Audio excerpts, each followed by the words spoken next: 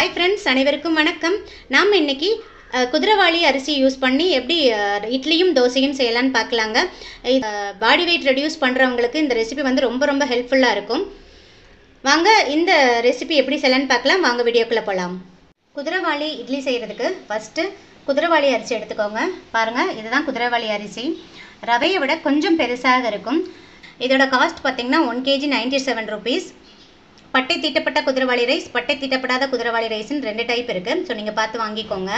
ஷிலா ஷாப்பில் வந்து கொஞ்சம் காஸ்ட் வேரி ஆகலாம். எப்போ நீங்கள் அரிசியை மெஷர் பண்ணாலுமே இந்த மாதிரி குவிச்சு அளந்துக்கோங்க. நான் வந்து இன்றைக்கி ஒரு ஆழாக்கு குதிரைவாளி அரிசி எடுத்திருக்கேன். அதாவது இது வந்து 400 கிராம் கெப்பாசிட்டி இருக்கும் இந்த ஆழாக்கு. காமன் மெஷர்மெண்ட் தான். நம்ம எப்பயுமே இட்லி தோசைக்கு அரைப்போம் பார்த்தீங்களா, அதே காமன் மெஷர்மெண்ட் தான்.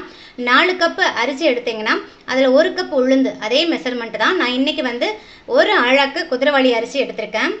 வந்து ஒரு 3 டைம் நல்லா வாஷ் பண்ணிடுங்க. ஏன்னா மில்லட்ஸில் வந்து நிறைய டஸ்ட் பார்ட்டிகல்ஸ்லாம் இருக்கும். ஸோ அதனால் 2-3 டைம் நல்லா வாஷ் பண்ணிடுங்க.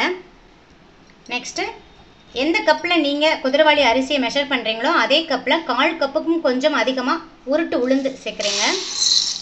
1/4 கப்புக்கும் கொஞ்சம் அதிகமாக சேர்த்துக்கோங்க. நெக்ஸ்ட்டு பாருங்கள், இந்த ஸ்பூனில் 1/4 ஸ்பூன் வெந்தயம் சேர்க்குறேன். நெக்ஸ்ட்டு, எந்த கப்பில் நீங்கள் குதிரைவாளி அரிசியை மெஷர் பண்ணுறீங்களோ அதே கப்பில் ஒரு 1/4 கப்புக்கும் குறைவான அளவு ஒயிட் அவல் சேர்த்துருக்கேங்க. பாருங்கள், இந்த மாதிரி பேப்பர் அவல் தான் எடுத்திருக்கேன். அவல் சேர்க்குறதுனால இட்லி நல்லா சாஃப்டாக இருக்கும்.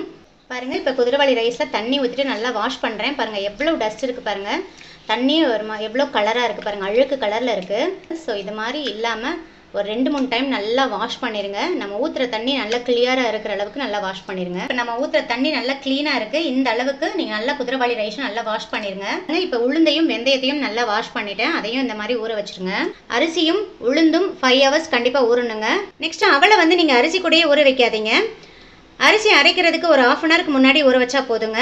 நல்லா அவளை வந்து வாஷ் பண்ணிவிட்டு கொஞ்சமாக தண்ணி ஊற்றி ஒரு 1/2 an hour ஊற வச்சுருங்க. இப்போ 5 hours ஆயிடுச்சு. ஃபஸ்ட்டு நம்ம உளுந்து அரைச்சிடலாம். நம்ம நார்மலாக எப்படி இட்லிக்கு அரைப்போமோ அதே மாதிரி உளுந்து தனியாக அரிசியை தனியாக அரைச்சிடலாங்க. பாருங்கள், இப்போ உளுந்து அரைச்சாச்சு. கொஞ்சமாக தண்ணி ஊற்றி அரைச்சிக்கோங்க. உளுந்து நல்லா அந்த மாதிரி ஃபைனாக அரைச்சிருங்க. பாருங்கள், அவளை வந்து நான் 1/2 an hourக்கு முன்னாடி தான் ஊற வச்சுருந்தேன். நல்லா ஊறிடுச்சு. இதை அவளை வந்து குதிரைவாளி ரைஸ் கூடயே சேர்த்து அரைச்சிடலாம். கொஞ்சமாக தண்ணி ஊற்றி அரைங்க.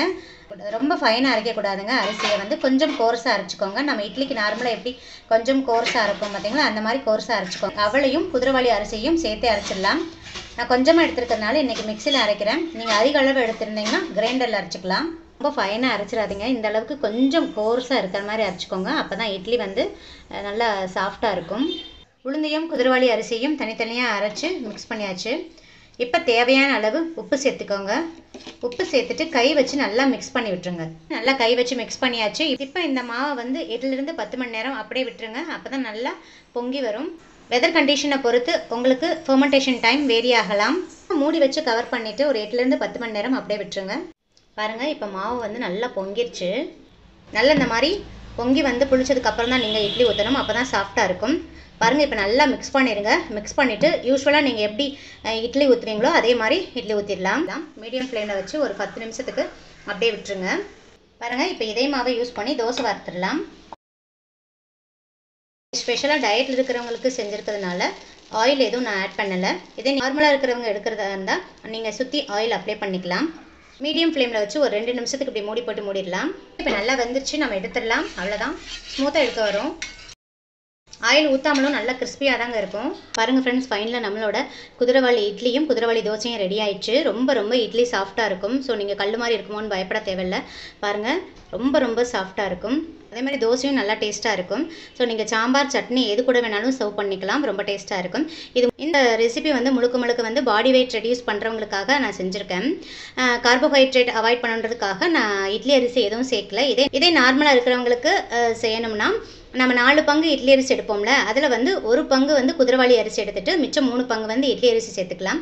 இந்த மாதிரி நீங்கள் செஞ்சுக்கோங்க. ரொம்ப டேஸ்ட்டாக இருக்கும். மற்ற மில்லட்ஸ் கூட கம்பேர் பண்ணுறச்ச குதிரைவாளியில் வந்து அதிக அளவு ப்ரோட்டீன், அயன், ஃபைபர் இருக்குங்க. ஸோ ஃபைபர் கண்டென்ட் அதிக அளவு இருக்கிறதுனால நமக்கு கான்ஸ்டிபேஷன், தசைப்பிடிப்பு போன்ற ப்ராப்ளம்லாம் வராது. இதில் அயன் கண்டென்ட்டும் நமக்கு அதிக அளவு இருக்கிறதுனால அனிமிக் போன்ற ப்ராப்ளம்லாம் நமக்கு வராது. அதுவும் இல்லாமல் இதில் ப்ரோட்டீன் வேறு அதிக அளவு இருக்குது. ஸோ மில்லட்ஸ் கூட கம்பேர் பண்ணுறச்ச குதிரைவாளியில் வந்து இந்த சத்துக்கள் அதிக அளவு இருக்குது. ஸோ பாடி வெயிட் ரெடியூஸ் பண்ணுறவங்க குதிரைவாளியை வந்து உங்கள் டயட்டில் சேர்த்துக்கிட்டிங்கன்னா உங்களுக்கு ஒரு பேலன்ஸ்டு டயட்டாக இருக்கும். நீங்கள் இட்லி தோசை இந்த மாதிரியும் செய்யலாம். அப்படி இல்லைன்னா நீங்கள் ஒயிட் ரைஸாக கூட நீங்கள் அதை வச்சு சாப்பிட்டுக்கலாங்க. இதை வந்து எப்படி ஒயிட் ரைஸாக நம்ம செய்யலாம் அப்படின்றதுக்கான வீடியோ வந்து நான் சீக்கிரமே அப்லோட் பண்ணுறேன். இது எல்லாமே நம்மளோட ட்ரெடிஷ்னல் ஃபுட்டு தான். ஸோ இதெல்லாம் மிஸ் பண்ணாமல் உங்களோட டயட்டில் வந்து எல்லாருமே ரெகுலராக எடுத்துக்கோங்க. உடம்பு வந்து ரொம்ப ஆரோக்கியமாக இருக்கும். இந்த வீடியோ உங்களுக்கு ரொம்ப பயனுள்ளதாக இருக்கும்னு நினைக்கிறேன். இந்த வீடியோ பிடிச்சிருந்தா லைக், ஷேர், கமெண்ட் பண்ணுங்கள். மறக்காமல் சப்ஸ்கிரைப் பண்ணுங்கள். பக்கத்தில் இருக்கிற பெல் ஐக்கானையும் கிளிக் பண்ண மறந்துடாதீங்க. அப்போ தான் டெய்லி அப்லோட் பண்ணுற புத்தம்புது வீடியோக்கள் உங்களுக்கு உடனுக்குடன் நோட்டிஃபிகேஷனாக வந்து சேரும். தேங்க்யூ. தேங்க்ஸ் ஃபார் வாட்சிங்.